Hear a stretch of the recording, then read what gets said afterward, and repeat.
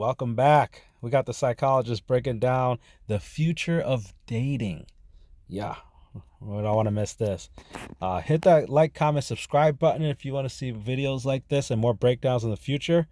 Shout outs to Desirable for the video, and let's see what they're talking about. The general recommendation is like, go where you're valued.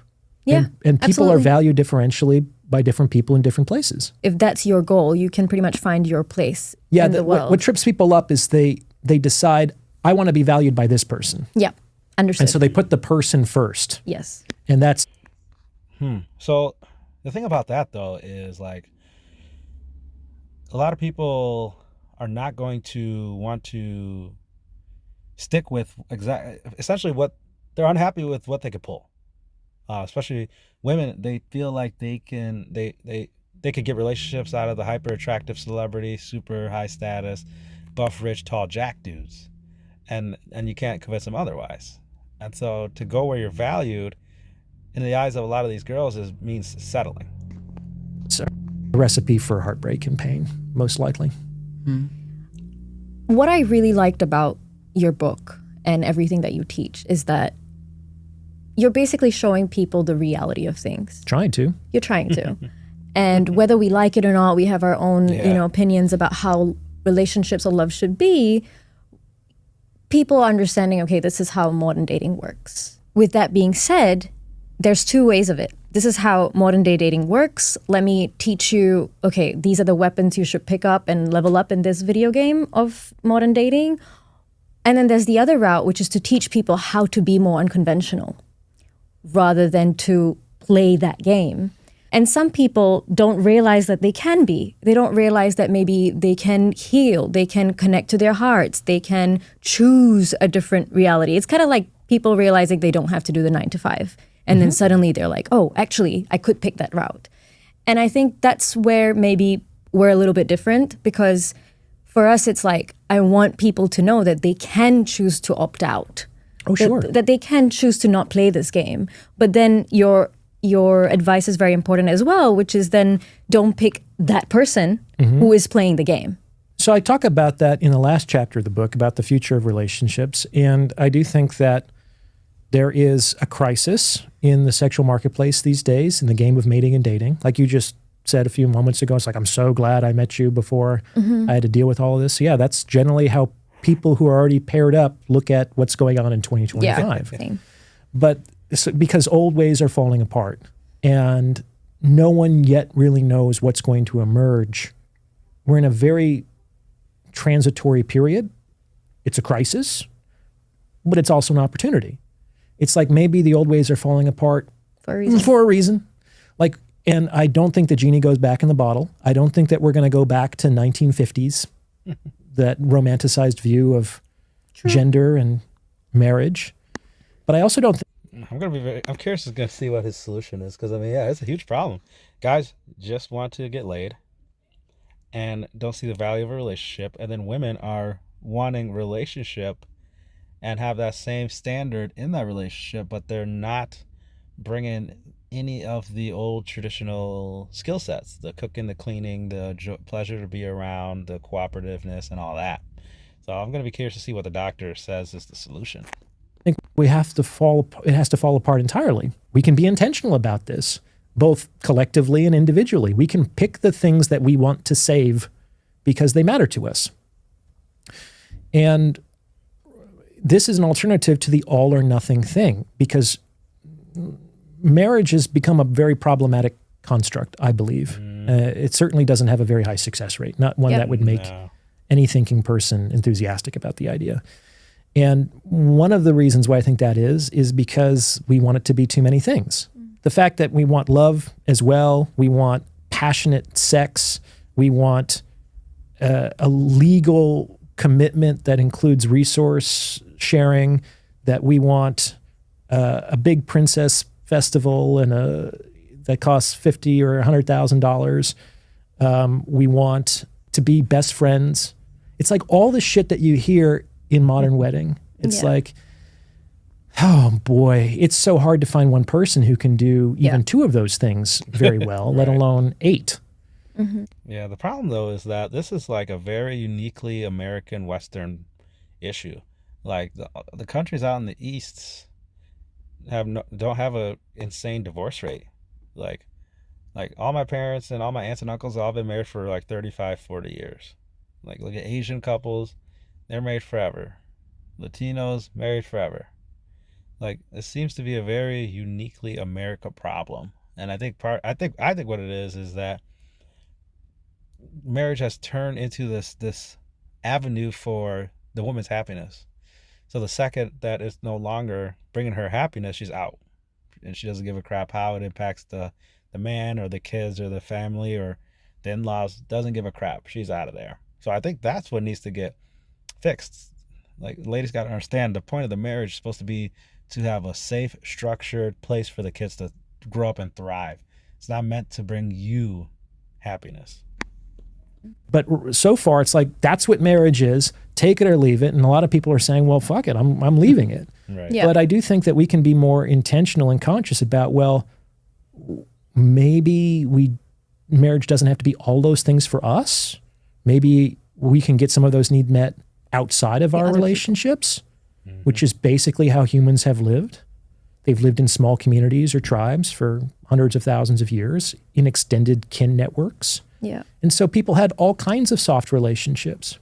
What is your number one warning to people entering the dating place today? If that was just starting out, Yeah, just starting out. don't take it personally. Yeah, that's good. Don't take it personally. And that it might take a while to find what you're looking for. And until then, I mean, being rejected or being broken up with, it can be so heartbreaking for people. And I've been heartbroken myself. And I think I've since learned it's not about who I am deep down inside, especially in the early stages of courtship. A lot of it has to do with numbers, especially if you're a guy, or marketing, to be honest. But marketing is really important.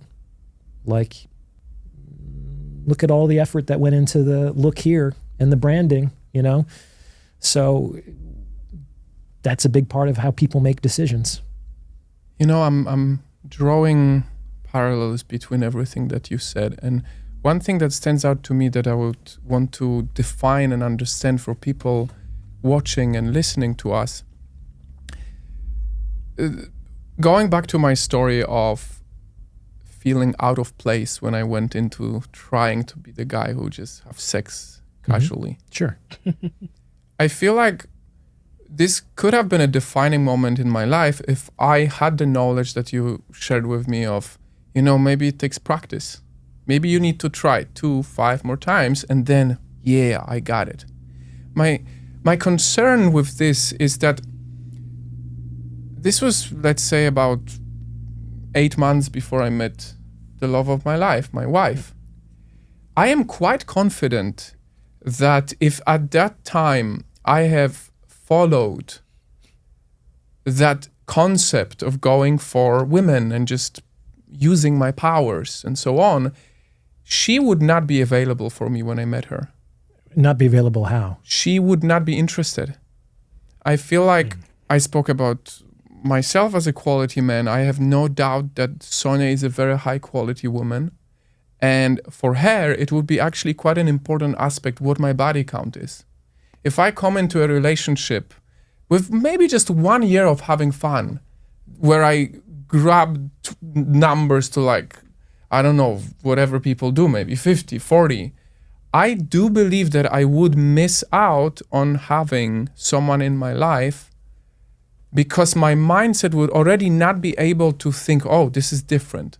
So my question to you is, when you go through this experience of like having sex with many people, but somehow you find the one, maybe it starts feeling different. Sure. Are you able to actually spot that this is different and that you are supposed to do a different strategy here? It is okay if she holds her sex behind the door. I'm going to answer for the doctor who answers. I want to see what he has to say, but I think the problem is that like a lot of guys aren't actually vetting the women though. They're not digging into their families. They're not observing the dynamics between them and their mother, or them and their sister. They're not looking to see how they handle stress, or how they deal with the servers or stuff like that. And so I understand what he's saying about running through a bunch of girls will make me callous and will make it so I'm not able to spot a good quality woman. But I don't think it has to be one or the other. I think you can do both while continuously vetting. But I think a lot of the time the problem is people aren't vetting.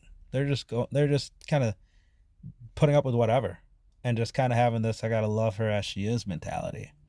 And it's like, no, there needs to be qualities and standards and expectations that she has to meet. And if she doesn't, then she's not the one. She doesn't qualify. Sonia did with me.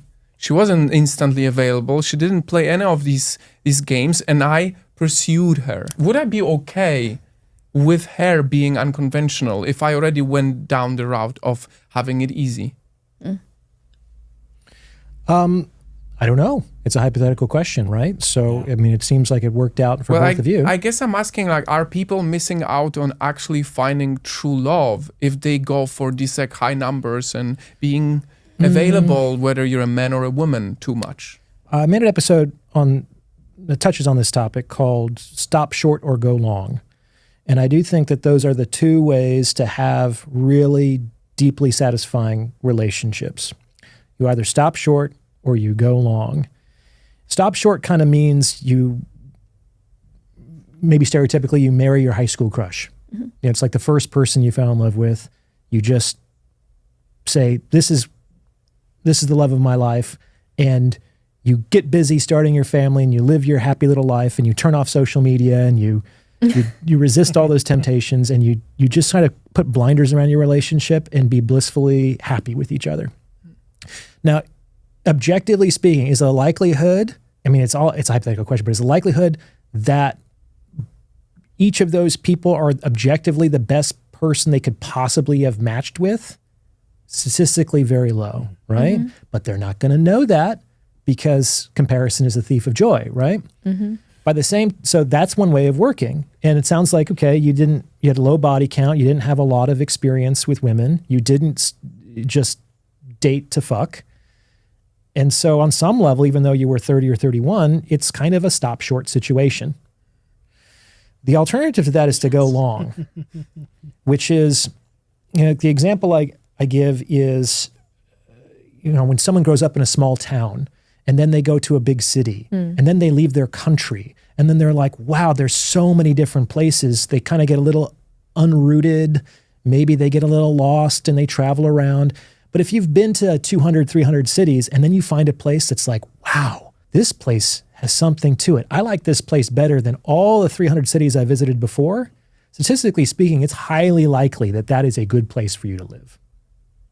Because the chances that there's still another place out there that's better than the 300 places that you've been to. You did your research already. You did your due diligence. Yeah. And so it's very much a goodness of fit in comparison with the marketplace. Okay, so his argument is you need to have that experience so you can properly vet the girl or, the city in his analogy.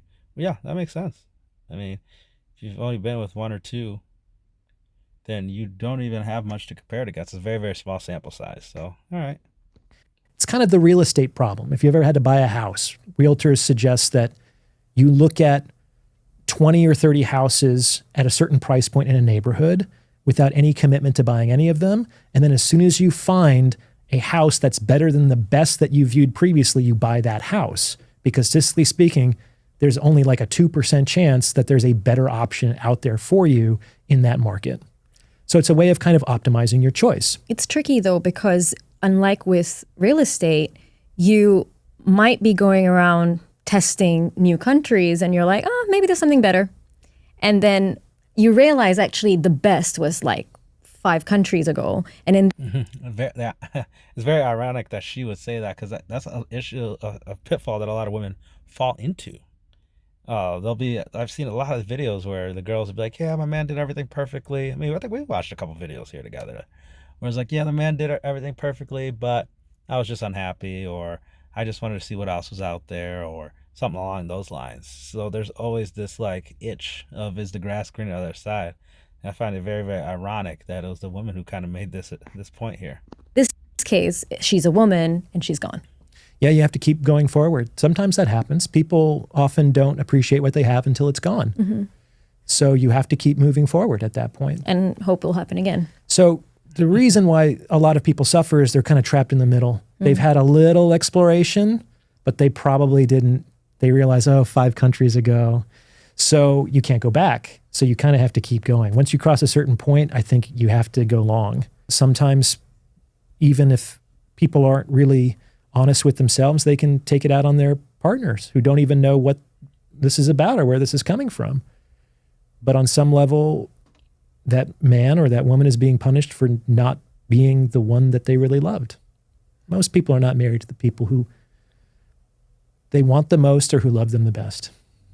You mentioned heartbreak a bit earlier on. Sure. How have your personal past experiences affected your worldview right now? Oh yeah, considerably. I call myself a romantic in recovery. I used to be a very romantic young man, because I was also a very isolated young man. I went through a lot of difficulty when I was young, and I was kind of unconventional already, so it was very hard for me to make friends or to fit in. And in that, I read a lot of literature and saw movies, and I had this very romantic view of women and relationships. And, it's sort of like the grand gesture form of romance, where I'm going to stand in front of her window with the boombox. Did you do that really? No, but I did comparable things, No, and that's it doesn't work, gentlemen. It just What do you mean? It would totally work. it would work if you already liked the guy, but it Yeah. wouldn't work if you didn't. Yeah. You wouldn't think, This guy keeps it real. Women they always try to act like they want the simp, but they always just disrespect them and treat them like a peon. wow, I'd never thought about Orion before, but the fact that he showed up uninvited and is blasting this music, I now love him. People want what they want, not what wants them. Yes. And so I don't think you can get someone to want you more by wanting them more. And I think that's something that romantics in particular miss out. Because if what I just said was true, that most people don't end up with the people who love them the most, well, then why do they end up with the people they end up with? It's not about loving them the most. Maybe it's about other things. Okay. Anyway, so this went on for a while, and I had some learning experiences, and this kind of came to a head in my early 30s. And once again, a relationship that I was in didn't work out, and I ended it. It was not what I expected, but it was probably the closest I had come to that point to getting married and moving down that pathway. And it was very difficult for me to get over that relationship. I was very emotionally invested, but I had to have that honest talk with the guy in the mirror. And I was like, Orion, if you knew what worked, if you knew what women wanted, if you knew how relationships functioned, you would fucking have it by now. Like, you wouldn't have so much trouble. So I had to come to the possibility that my fundamental assumptions about women and relationships were wrong. And so I said, okay, fuck it. I'm going to pretend like I'm an alien, that I was just dropped onto this planet, or, a Renaissance scientist in the strict sense where like, I don't know. And I'm going to let the data teach me. And I tried some things it was hard for me not to have contempt prior to investigation. I was like, oh, that would never work. And it's like, I was often very surprised by how women would respond. Can you give example? Well, one of them was like leading or very quickly bringing sexual intent into an interaction. It worked for you. It definitely works. Absolutely. Because I was more of I think on some level I was ashamed of my sexuality. I think a lot of straight guys are. Yeah. Because nice guys, good boys, don't think of women like that. They respect them. They want to take care of them. They want to love and cherish them. When he first said that, I thought he was saying that he was ashamed of like being straight. But I see what he's saying. I think I see what he's saying, that he is ashamed to have like a sexual appetite. Got it. And I also thought that that's fundamentally what women wanted, because that's also what they say they want when you ask them, but they don't end up with those guys. They don't fuck Nope. those guys. And so Nope. that left me kind of scratching my head. And I talk about the part that women always leave out, which is that they do want those things, just like they might want the grand gesture in the boombox, but they want those things from the men they're already attracted to. Yeah. And they were attracted before he did those things. So her attraction isn't based on those fucking things at all. So what is it based on? And I started to think about that. So I realized that women just aren't sugar and spice and everything nice, you know? And I started to just like listen to them and talk to them and see them more as human beings and not like on some pedestal that was almost quasi-divine. Because that's what I argue, and others, that romantic love is. It's sort of like a misplaced religion or spirituality. It's the instinct for devotion, which humans have, but devotion has traditionally been to God. Like, why devote yourself to a person? A person puts her pants on one leg at a time and farts and gets sick and all those things. And guys, of course, we know that we're gross and we do things that aren't that great either. So, like, why would you devote yourself to a God who farts? You know what I'm saying? I know that sounds kind of funny, but it's true. Maybe because you believe God is in everyone. Even the fart? Through Even the the fart. fart, it comes Wow, out. you must be into the very clouds. advanced if you get that way. But even if we approach that cognitively, people don't make decisions based on that. They don't think, well, one is just as beautiful and divine as another, so I don't care if I stay in the flop house or the 5-star hotel if I can afford it, right? You know, after a couple of years of dating and experimenting in this way and letting kind of the outcomes guide my process, I built this new kind of model. Before, I had a model that came before action. In my early 30s, I committed to action before building the model, and it was based on effectiveness. It was based on what worked. And first, it was like, okay, how can I get a lot of dates? Because that's the first part of the funnel. Like, how can I just get women to spend time with me? Yeah. And I tried a bunch of things. I was like, okay, I kind of figured that out. And it's like, okay, well, how can I get a woman to sleep with me? So I tried a bunch of things, and I kind of figured that out. And then it's like, okay, well, how do I get a woman to stay? Okay, so I tried some things, kind of figured that out. And it's like through trial and error, I kind of got really good at relationships. This is such a psychologist's approach to it. He's like doing like a case study, taking notes, and like going back to what works. One of the things I say is I've been on more first dates than most people have been on dates. Like, I dated like it was my job. I really, really, really wanted to solve this problem because it had been so painful for me up until that point. And I don't think I have everything figured out, but I think I have a pretty good idea about how it works. Yeah. And I have very satisfying relationships. So your life became simpler after 30. It's certainly been more satisfying. I've had the best relationships of my life from 30 on, for sure. And I think I was a very complex person. And I do think that I'm still probably a little bit complicated, but it's good to not be overly complex. It's good to work towards simplicity. Simplicity is a sign of mastery, actually. It's funny because you say that men's attractiveness goes up, their value goes up with age, and then for After women, 30s, right? it goes down. So in your game, in like 20 years, he's some hunk and my tits are touching the floor. So like, what the fuck am I supposed to do? It's a question that women are concerned about. It's one of the arguments that they have towards the lifetime commitment of. See, I think the problem is that they just don't stay in shape. Because I know 30-year-old girls that are like mad in the gym that are fine, body's banging, their face still looks good, lean in the face, clear skin. So I think that's what really the issue is. It's like after a decade of just nothing but drinking and partying and clubbing and eating like crap, they hit their 30s, their face looks horrible, fat, saggy. I think that's the issue. So if the girls could just stay in shape, get in the gym, start eating well, and do that in their 30s, then they'll be good. I know girls in their 40s that look really, really good, and because they're fitness chicks, they're in the gym. Marriage and the financial, responsibilities there is women are afraid that the man's going to leave her for the secretary, or something along those lines. And that does happen. I mean, men do say that I want to, I've devoted myself to this woman and building this family and what it took to be successful. And I've served all these people. And now what about me? And I'd like to also enjoy my life as well. And we call that a midlife crisis. And the woman is hurt and says that he's a selfless cat who's just chasing skirt. But there might be more to that. It could be that this man has 30 or 40 years of unmet and unexpressed need that suddenly he's like, I'm going to die. Maybe the point of my life is not simply to be a source of value to other people, to not just be a sacrifice, potentially. So, but to answer your question is that women have to do something different. And again, you have access. So suppose I'm in your game and I'm playing this very same game. Yeah. What do I do? Again, we want what we don't yet have.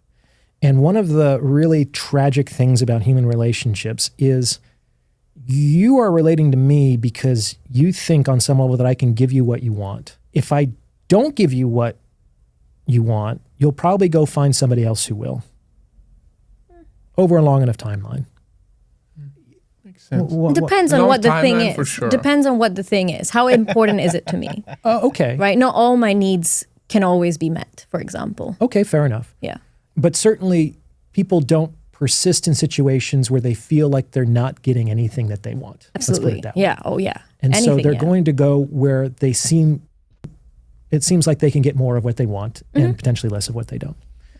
So if you see that I have what you want and I don't give it to you, you're going to probably leave. However, if I say, okay, I'll give it to you, you're going to be like, okay, I'll stay.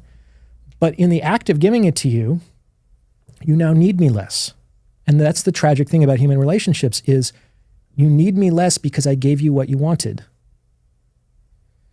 Let's say you want to get married to have kids. And so you marry a woman because she's kind, she has a maternal instinct, she's great with children. Okay. Well, you had 3 kids. They're all in college. You're empty nesters now in your late 50s, early 60s. The way that people are living, they could live another 20 or 30 years. That's a long time. Now what? Are we just going to coast on gratitude for having received what we wanted decades ago? It would be nice if people could survive on gratitude, but that's not how I see people operate, for better or for worse. And so that woman... Conversation kind of took a little bit of a turn now. So now he's trying to say that people are...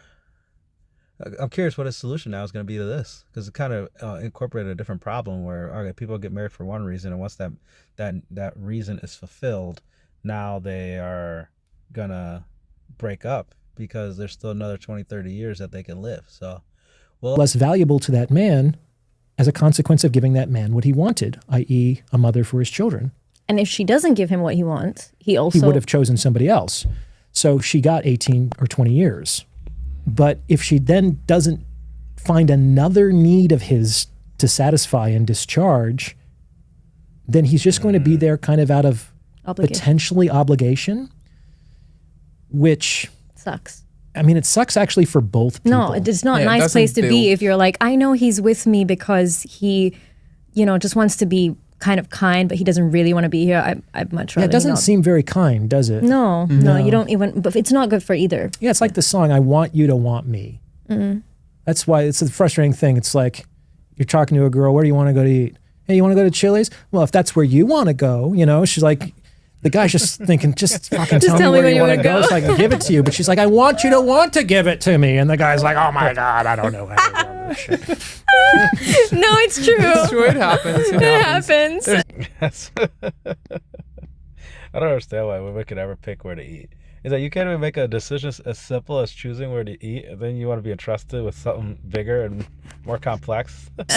Hormones, cycles, all these things. There's a lot of things that play a part Which is to good this. to know. But so your answer is to make sure that at any given point in time in a relationship, to basically not get complacent, to make sure that you're providing enough value to your partner and to be very attuned that with their needs, basically. Yes, be the most attractive version of yourself. That's kind of the first part. And to satisfy an unmet need in the other person. Now, this can be tricky, though. Yeah, when you're older, what do I do with the first part? Well, you You can still be attractive. you limit the damage. Yeah, you can. You can go to the gym. You can dress well. You can speak kindly. Because here's the thing: if he's been with you forever, he likes you for a lot of your like your personality and a lot of the qualities that you have. So it's gonna be less pressure on your physical looks. So on the physical stuff, if you just go to the gym, be a fitness chick, you're set. Your body's gonna be banging till you're forever, and then you just dress well and care about your appearance. You know, do your hair and stuff like that, and don't go crazy with the makeup, but light makeup, you'll be fine. What? You get a boob job and Maybe No. some Botox women do. A lot of women do. what if you don't want to No. do that? No. Because you don't want to play that game. Well, people can do whatever they want, but they can't dictate the consequences of doing whatever they want, which is why people do things. No, she doesn't need to get a boob job and do Botox. She needs to get in the gym. They don't really want to do every day. People get up to go to their jobs that they don't really want to do because they don't want to deal with the consequences of not doing it. So like that's just dealing with people. I just made my peace with that a long Pick time your ago. poison. Yeah. But this is what's interesting, especially because the most attractive men, because I alluded to this earlier, are the ones that the vast majority of women are gunning for, right? And I had an ex, her mother would say to her, there's nothing more dangerous than a man who has everything. She's right. Yep. But those are the men that women want. Those are the most dangerous men. Because if he already has everything, what does he need you? At best, you can be a playmate. And most women don't want to just be a playmate, though some people are happy to be that and they can be taken care of and have a very comfortable life that way. But the men that women really want don't have a lot of needs. Okay? So what do you do if the maintenance or the perpetuation of a relationship is based on the dischargement of need? Sometimes you have to create needs in the other person. This sounds really insidious. Yeah, it does. It sounds a But little it's the game manipulative. that people are playing. You got to think about it like from a marketing perspective. So there is absolutely no need for Coca-Cola. There is no need on planet Earth for a sugary carbonated Absolutely soda not. beverage. Yep. And yet it sells billions of units every year. Why? Because they invented a need that didn't previously exist. And now they're celebrated and successful and desired by billions of people. Now, what's interesting is how does Coca-Cola go about doing that? If you look at all advertising, the vast majority of advertising does not sell what it's selling. It does not sell what it's selling. Coke does not sell a carbonated sugar beverage. It sells joy Feeling. and togetherness. And Yep. Christmas. Christmas. Yeah. Red Bull not- sells energy. And like old school Christmas that's actually divorced from the materialism. It's about the joy that you used to experience when you believed in Santa. Now, when it comes No pun intended, divorce. to a specific person, then you really have to know that person and you have to know what his desires are and what is it that he needs, because his needs in his 20s are going to be different from his needs in his 60s. yeah. That's why I think it's always kind of strange when people say, especially young people, oh, I want to find someone to grow old together. You know, I want just to sit in the rocking chairs and hold hands. It's like, there is a long time between here and then. Like, you might not ever get there. So that's on some level why it's rational to prioritize shorter term needs and goals, but you have to like re-update that every 7 to 10 years. Talking to you is so interesting because you not only are very knowledgeable and experienced within the field, but you also live the things that you believe in and you Sure. have your personal experiences. So we could talk for like at least an hour more, but unfortunately we're out of time. We saw Alrighty, good perspective. Interesting to see a psychologist break this down and kind of prove the messaging right from like a psychologist standpoint. I mean, this stuff that's been around forever. It's not new, but it's being packaged in a way and given certain terms and meanings where it's easy to digest and kind of understand, and allows people to kind of get it right away. Like I said, Like, comment, subscribe if you want to continue to get more breakdowns and videos like this. Shout outs to Desirable for the video. Thank you guys for your time, and we'll catch you on the next one.